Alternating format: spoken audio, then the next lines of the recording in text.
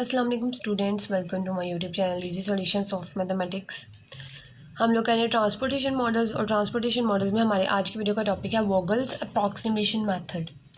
वोगल्स approximation method पहले मैंने आपको नॉर्थ वेस्ट कॉर्नर मेथड और लीस्ट कोस्ट मेथड जो है दोनों मेथड्स में करवा चुके हैं, किस तरह से हम दोनों मेथड के थ्रू से ट्रांसपोर्टेशन मॉडल को सॉल्व कर सकते हैं। आज की वीडियो में आपको वोगल्स अप्रॉक्सीमेशन मेथड भी बता दूंगी कि हम किस तरह से उसको सॉल्व कर सकते हैं। अगर आपने पहले दो मेथड नहीं देखे तो आप ऑपरेशनल रिसर्च की प्लेलिस्ट में जाके आप लोग उन वीडियोस को देख सकते हैं। मैंने दो एग्जांपल्स करवाई हुई हैं। अच्छा, इसमें सेम उसी तरह से हमें आएगा, एक ट्रांसपोर्टेशन मॉडल दे दिया जाएगा और वो आपको बता देंगे कि आपने इसको वोगल्स अप्रॉक्सीमेशन मेथड से करना है। अगर नहीं बताएंगे तो आपने बिल्कुल जिस तरह से, फिर आपकी मर्ज़ी, आप पे डिपेंड करता है कि आपने नॉर्थ वेस्ट कॉर्नर मेथड से करना है, लीस्ट कॉस्ट से करना है या वोगल्स अप्रॉक्सीमेशन मेथड से करना है। चलें जी, फर्स्ट आइट्रेशन होती है। क्या करते हैं, इसके अंदर हमने पेनल्टीज़ बतानी होती हैं, column penalty, row penalty. Penalties क्या होती हैं कि हमने सबसे स्मॉलेस्ट कोस्ट और हमने सेकंड से स्मॉलेस्ट कॉस्ट, सबसे पहले हमने सबसे छोटी लेनी है और उसके बाद हमने सेकंड नंबर पे जो स्मॉलेस्ट कॉस्ट होगी नेक्स्ट टू स्मॉलेस्ट जो होगी उनको हमने माइनस करवा देना, तो हमारे पास रो और कॉलम पेनल्टीज आ देंगे। फर्दर हम लोग उसके थ्रू से इसको सॉल्व करेंगे। चलिए जी, सबसे पहले हम लोग देखते हैं यहाँ पे हमारे पास सबसे स्मॉलेस्ट कॉस्ट जो है वो 0 है, तो और सेकेंड नंबर पे नेक्स्ट टू स्मॉलेस्ट, उसके बाद जो छोटी है वो 10 है। 11 12, ये 11 थर्ड नंबर पे आती है या 4 पे आती है, 0 है और उसके बाद 10 है। तो हमने क्या करना है, हमने नेक्स्ट टू स्मॉलेस्ट जो होगी 10, उसमें से हमने माइनस कर देना है स्मॉलेस्ट को, तो हमारे पास आ गई 10। इसी तरह हम लोगों ने रो पेनल्टीज इस तरह से निकालते हैं। सबसे स्मॉलेस्ट हमारे पास 7 है और नेक्स्ट टू स्मॉलेस्ट जो है वो हमारे पास 9 है, तो हम 9 माइनस 7 कर देंगे विच इज़ इक्वल टू 2। उसके बाद हम लोग देखेंगे यहाँ पे स्मॉलेस्ट 0 है और नेक्स्ट टू स्मॉलेस्ट जो है वो 14 है, तो 14 माइनस 0 इज़ इक्वल टू 14 आ गया हमारे पास। उसके बाद हम लोगों ने कॉलम पेनल्टीज़ निकालनी है। कॉलम पेनल्टीज़ किस तरह से निकालते हैं, सेम टू सेम, स्मॉलेस्ट और नेक्स्ट टू स्मॉलेस्ट जो कि 10 है हमारे पास, तो ये आ जाएगा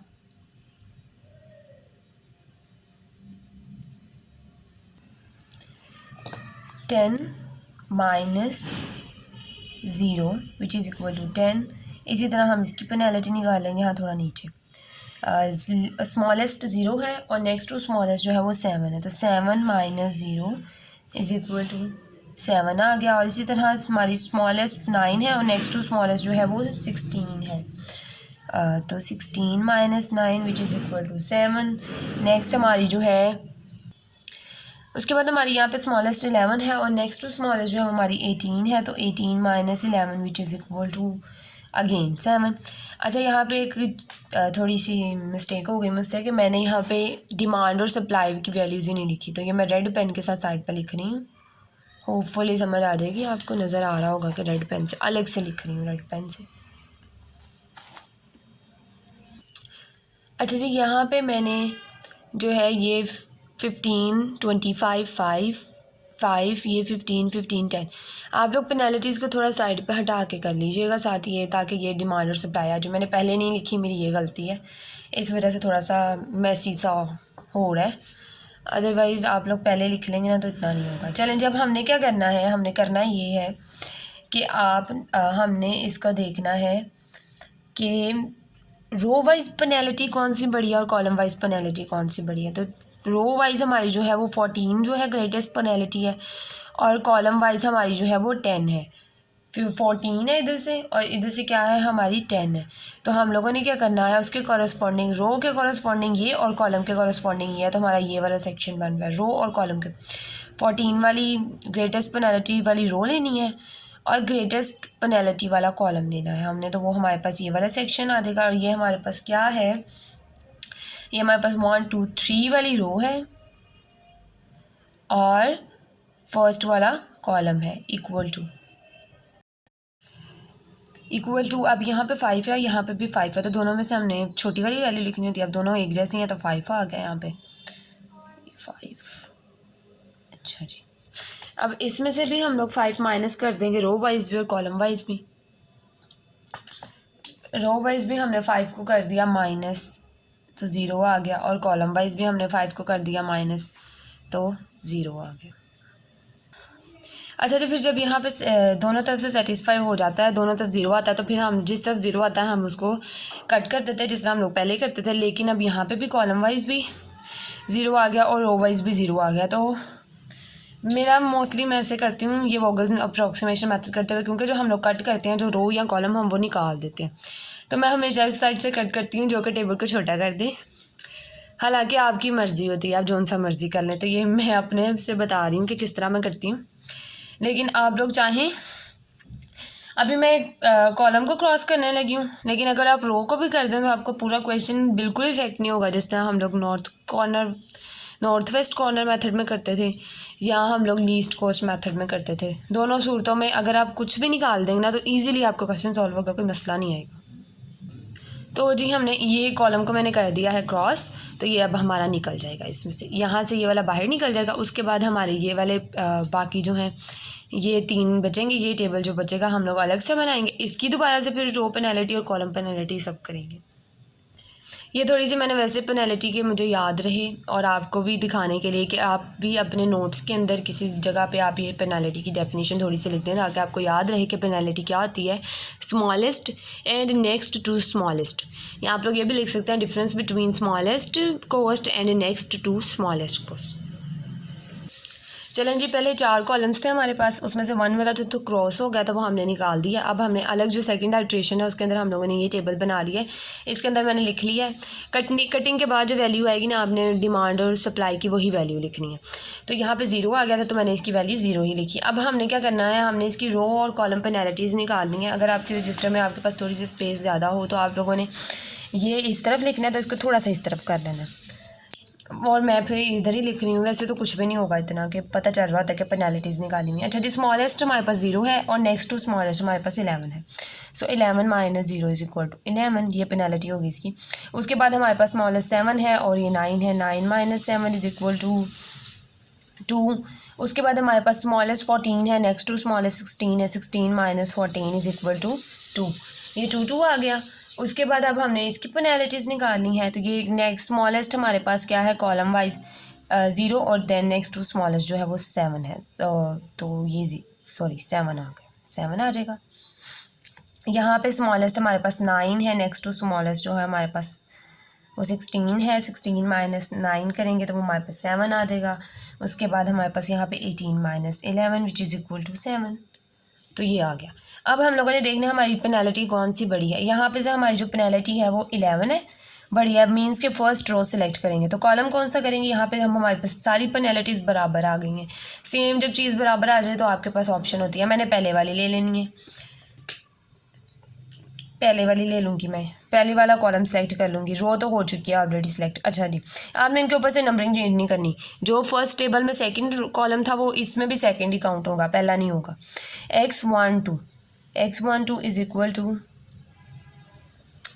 यहाँ पे 15 है, यहाँ पे भी 15 है, मीन्स 15 ही आ जाएगा। 15 है, यहाँ पे से हमने निकाला 15 0, यहाँ पे से 15 निकाला, यहाँ पे 0 हो गया। तो अब हमारे पास रो कटने की या कॉलम की अब हमारे पास ऑप्शन फिर से आ गई, हम चाहे रो कट कर दें चाहे कॉलम कर दें। पहले मैंने कॉलम किया था, अब मैं इसमें से रो कट करूँगी। तो ये मैंने कर दी, इसके अंदर से रो को कैंसिल कर दिया। अब मैं इसको निकाल दूँगी और उसके बाद अब इतना हमारे पास जो टेबल बच गया उसको अलग से लिख लेना है, और ये मैंने उसको लिख लिया अलग से। चलें जी, मैंने अब जो डिमांड सप्लाई में जो वैल्यूज़ बची थी वो भी लिख ली, पेनल्टीज़ का भी बना लिया। अब यहाँ पर 2 3 हमारे पास कॉलम वाइज और एक कॉलम रो का कैंसिल हो गई तो वो भी निकल गई ऊपर से, तो 2 3 रो रह गई हमारे पास। अब हमने निकालनी है 9 माइनस 7 इज़ इक्वल टू 2 इसकी पेनल्टी, और इसकी आएगी 16 माइनस 14 इज़ इक्वल टू 2 आ गई। इसकी पेनल्टी हमारे पास आएगी रो वाइज। अब सिर्फ 2 ही ऑप्शन हैं तो हम इन दोनों को माइनस कर देंगे। 14 माइनस 7 इज इक्वल टू 7 आ जाएगा। 16 माइनस 9 जो है हमारे पास आ जाएगा 7, और 18 माइनस 20 करेंगे, यानी 20 माइनस 18 सॉरी, तो वो आ जाएगा 2। पेनल्टी नेगेटिव नहीं आती कभी भी, क्योंकि हम लोगों ने निकालनी ही बड़े में से छोटी है, यानी नेक्स्ट टू स्मॉलेस्ट में से हमने स्मॉलेस्ट निकालनी है। अच्छा जी, अब देखें जी 2 2 आ गया। इसमें से अब हम लोग पहली ही रो सेलेक्ट कर लेते हैं, हमारे पास ऑप्शन है, हम सेकंड भी कर सकते हैं। अच्छा जी, उसके बाद यहाँ पे 7 7 और 2 आ गया। अब 2 बड़ी वैल्यूज़ हैं, 7 में से एक सेलेक्ट करनी है, तो पहले वाली ही हम कॉलम भी कर लेते हैं। तो ये बन जाएगा x 2 2 2 इज इक्वल टू यहाँ पे 25 है, यहाँ पे 0 है, हम लोग स्मॉलेस्ट वाला लेते हैं तो हम लोग यहाँ पे 0 लिखेंगे। 0 लिखा, इसमें से 0 निकाला 0 ही रहेगा, इसमें से 0 निकाला तो 25 रहेगा, करने का कोई फ़ायदा ही नहीं है। उसके बाद जो हमारे पास यहाँ पे 0 आ रहा है रो वाइज, तो अब हमने जाहिर सी बात है हम रो को नहीं कैंसिल कर सकते, कॉलम वाइज 0 आ गया तो हम इस कॉलम को कैंसिल करेंगे, रो का हम कैंसिल नहीं करेंगे।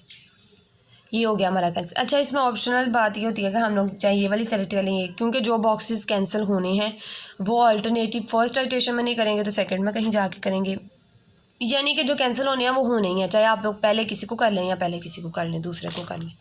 अब हमारे पास इतना बचा, हम इसको करेंगे सॉल्व। चलें जी, रिमेनिंग पार्ट हम लोगों ने टेबल का लिख लिया। अब हमने अगेन पेनल्टीज़ निकाली हैं, 2 ही हैं, अब दोनों को माइनस कर देंगे। 20 - 9 11, 18 - 16 2, 16 - 9 is equal to 7 and 20 - 18 is equal to 2 आ गया हमारे पास। अब हम लोगों ने क्या करना है, इसमें से ग्रेटर देनी है, इधर से 11 है, इधर से 7 है हमारे पास, तो पहला ब्लॉक हम लोग ले लेंगे जो है x23 इज इक्वल टू। अब यहाँ पे अगेन मैंने वो लिखनी नहीं है, डिमांड और सप्लाई। चलें जी, मैंने रेड पेन के साथ लिख दिए हैं। अब ये 25 था, इधर 0 था, इधर 15 था, इधर 10 था, तो अब यहाँ पे 25 है, यहाँ पे 15 है, स्मॉलेस्ट वाली लिखती है हमने, 15 लिख दी यहाँ पे। उसके बाद अब 15 में से 15 निकाला 0, इसमें से 15 निकाला तो हमारे पास 10 बच जाएगा। तो अब 0 कहाँ पे हुआ है, इस तरह से हुआ है, तो हम लोग इस वाले ब्लॉक को काट देंगे, क्योंकि यहाँ पे आके ये सेटिस्फाई हो गया और कॉलम वाइज 0 हो गया, यहाँ पे तो फिर कुछ बच गया, तो हमारे पास अब ये वाला निकल जाएगा और ये वाला रह जाएगा। तो इसकी 5th आइट्रेशन में हमारे पास सिर्फ ये वाली चीज़ बचेगी, जो कि नंबर है हमारे पास 4th नंबर वाला कॉलम है ये, और रोज़ कौन सी है हमारे पास 2 और 3 नंबर वाली रोज़ है। अब इसकी पेनल्टीज़ तो बनाने का कोई नहीं है फ़ायदा। अब इसके नीचे मैंने थोड़ा सा लिखा हुआ है, आपने थोड़ा सा बता देना है कि रीज़न क्या है, हमने इसको सिर्फ इस तरह से सॉल्व करना है। ये है, now the only one column C4 is left uncrossed, एक वाहिद रह गया जो अनक्रॉस्ड है, तो apply least method to the column and assign x24 is equal to 0 and finally x24 is equal to 10, thus the basic feasible solution. वो मैं आपको नेक्स्ट बताऊंगी किस तरह से लिखना है। फिलहाल आप लोगों का सिर्फ एक ही कॉलम रह गया, तो अब हमने इसके ऊपर अप्लाई करना है लीस्ट वाला मेथड। लीस्ट कॉस्ट मेथड के अंदर हम लोग क्या करते थे, लीस्ट कॉस्ट मेथड में हम लोग जो लीस्ट कॉस्ट होती थी उसको यहाँ पे 3 4 आना है। हमने पहले लीस्ट कॉस्ट मेथड में, अब कॉस्ट हमारी पहले कौन सी है, 18 वाली छोटी है, तो हमने x34 इज़ इक्वल टू, इनकी ये थी डिमांड और सप्लाई हमारे पास, इसकी 10, इसकी 0, इसकी 10। अब हमने इसकी लेनी है, ये 0 है, ये 10 है, तो हम स्मॉलेस्ट लेते हैं, 0 ले लिया हमने। अच्छा जी, अब हमने इसमें से ज़ाहिर है 0 निकालेंगे, कोई फ़र्क नहीं पड़ेगा, इसमें से भी हम लोग 0, अब इस वाइज हो रहा है तो आगे तो कोई ब्लॉक ही नहीं है हम जिसको कैंसिल कर सके, तो हम इसको यहीं पे छोड़ देंगे जिस तरह हम लोग पहले 2 मेथड्स में छोड़ते थे। उसके बाद हम लोग ऊपर वाले में जाएंगे, x24 इज़ इक्वल टू, यहाँ पे भी 10, यहाँ पे भी 10, तो एक 10 लिख देंगे जी। 10 - 10 0, 10 - 10 0, सेटिस्फाई पूरा ब्लॉक, तो हमारा सोल्यूशन यहीं पे स्टॉप हो गया। जैसे सेटिस्फाई हो जाएगा, एंड पे कोई कॉलम बचेगा आपका एक, या कोई रो बचेगी एक, 4 3 ब्लॉक्स की भी हो सकती है, 2 की भी हो सकती है, तो उसके अंदर आपने लीस्ट कॉस्ट वाला मेथड अप्लाई करना है, वो इस तरह से सॉल्व होगा। क्योंकि अब मज़ीद तो कटिंग की कोई गुंजाइश नहीं बचती, सिर्फ एक रो हो जाए या एक कॉलम बच जाए तो उसमें तो कटिंग करनी ही ना, फिर तो वो क्वेश्चन ही नहीं सॉल्व होगा। आपने जितना टेबल छोटा हो सकेगा कर लेंगे, या आपके पास रो बच जाएगी या कॉलम बच जाएगा, या वो 3 ब्लॉक्स का होगा चाहे वो 2 ब्लॉक्स का होगा, तो उसको फिर आपने इस तरह लीस्ट कॉस्ट मेथड से सॉल्व करना है। एंड पे आपने बता देना है कि क्या रीज़न है सॉल्व करने की। उसके बाद हमारे पास जो फिजिबल सोल्यूशन है वो किस तरह है वो मैं दिखाती हूँ आपको। लास्ट पे हमने ऑप्टिमल वैल्यू निकालनी होती है, तो उसके लिए हमें सारी वैल्यूज चाहिए होती है। अब हमने क्या, जो गिवन ब्लॉक था वो बनाएंगे हम, उसके अंदर सारा हम लोग रो कॉलम्स को नाम देंगे, देन हम लोग कॉस्ट लिखेंगे 10 12 जितनी भी गिवन क्वेश्चन के अंदर सारा गिवन ब्लॉक बना के। उसके बाद हम लोगों ने देखना है कि जब हमने पहला ब्लॉक बनाया था उसमें कौन सी वैल्यू आई थी, सेकंड में कौन सी आएगी, थर्ड में, यानी जो आंसर वाले ब्लॉक्स हैं सारी उनकी वैल्यूज़ लिख देनी है। जैसे कि फर्स्ट आइट्रेशन में ये था, तो ये लिख दिया मैंने, यहाँ पे नज़र आ रहा होगा आपको, ये देखें यहाँ पे। सेकंड वाले में हमारे पास x22 इज़ इक्वल टू 0 आएगा, तो मैंने यहाँ पे x22 इज़ इक्वल टू 0 लिख दिया। इसीलिए जब हमने ये थर्ड आइट्रेशन थी, फर्स्ट आइट्रेशन ये वाली थी हमारी, जिसके अंदर x31 इज़ इक्वल टू 5 आया था, तो x31 इज़ इक्वल टू 5, यहाँ पे मैंने वो नहीं लिखा, वो मैं लिख देती हूँ x31, यानी कि इस तरह से हमारी जो जो वैल्यूज़ आई थी हमने सारी उन ब्लॉक्स के अंदर एडजस्ट कर लेनी है। उसके बाद हमने ऑप्टिमल वैल्यूज़ निकालनी है, उसका फॉर्मूला आपको पता है कि हमने जिस नंबर वाली वैल्यू को जो नंबर वाली वैल्यू होगी उसी की कॉस्ट को और उसी की वैल्यू के थ्रू हमें फार्मूला बना लेना है। XC22 की cost X22 plus X23 C23 plus C24 X24, उसके बाद plus C31 X31 plus X34 is और C34। ये आ गया। चलें जी, ये आ गई हमारी ऑप्टिमल वैल्यू। हमारी सॉल्यूशन के बाद हमारी वैल्यू ये आ गई है जी। और ये आपको पेपर, मैंने आपको पहले भी कहा था सॉल्यूशन के अंदर ये पूछी हो या ना पूछी, आप कर दें तो इम्प्रेशन अच्छा ही पड़ेगा एग्जामिनर के ऊपर आपका। तो उम्मीद है आप लोगों को समझ आई होगी। स्टिल कोई कन्फ्यूजन है, कोई चीज़, कोई पॉइंट ऐसा है जो आपको समझ नहीं आ रही तो आप मुझसे कमेंट सेक्शन में पूछें, इंशाल्लाह मैं आपको ज़रूर रिस्पॉन्स करूँगी। अभी तक आपने मेरे चैनल को सब्सक्राइब नहीं किया तो प्लीज़ मेरे चैनल को सब्सक्राइब करें और मेरी वीडियो पसंद आई है तो प्लीज़ वीडियो को लाइक करके अपने फ्रेंड के साथ शेयर करना मत भूलिएगा। Thank you so much.